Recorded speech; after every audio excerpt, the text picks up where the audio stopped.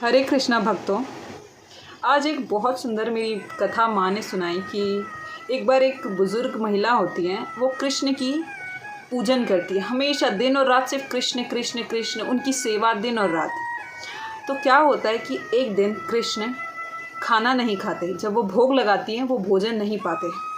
तो अपने बेटे से बोलती है कि सुन, आज मेरा कान्हा खाना नहीं खा रहा, तू कहीं से डॉक्टर लेके आ, चेकअप करा, मेरे कान्हा की आज तबीयत ठीक नहीं है।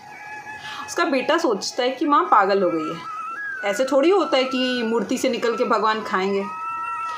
उसके बाद होता यह है कि वो जब जिद करने लगती है महिला, तो उसका बेटा मान जाता है कि डॉक्टर को लेके आऊँगा। पर डॉक्टर को वो सिखा के लाता है कि आप घर जाके बोलना कि तुम्हारा लाला बिल्कुल सही सलामत है।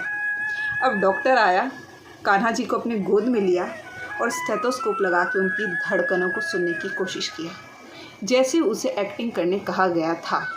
जैसे ही उसने स्टेथोस्कोप अपने कान में लगाने के बाद कान्हा के हृदय में लगाया, वो धड़कनें धड़क रही थी, उसमें कान्हा जी वास कर रहे थे। वो पागल हो गया, उसके हाथ से मूर्ति छूट गई, उसको कुछ नहीं सूझा।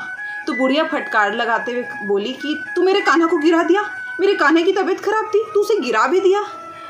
लेकिन डॉक्टर कुछ बोल नहीं पाए, वो निःशब्द हो गया। वो तुरंत अपना स्टेथोस्कोप भी वहीं गिराया और फेंका और भागा, और वो घर नहीं लौटा। वो जाके कैलाश में तपस्या करने लगा। वो सारी दुनियादारी छोड़ के वैराग्य अपना लिया। उसने ये बात बता ही नहीं पाई किसी को कि उसके साथ क्या हुआ था, लेकिन उसकी माँ, जिस बुढ़िया के वो कान्हा जी थे, उसको सब समझ आ रहा था। तो हम मूर्ति पूजा करते हैं तो प्रेम से प्रकट होकर, प्रेम भाव से प्रकट होकर भगवान उसमें आ जाते हैं। हमें ऐसा लगता है कि वो मूर्ति है, लेकिन वो मूर्ति नहीं होती।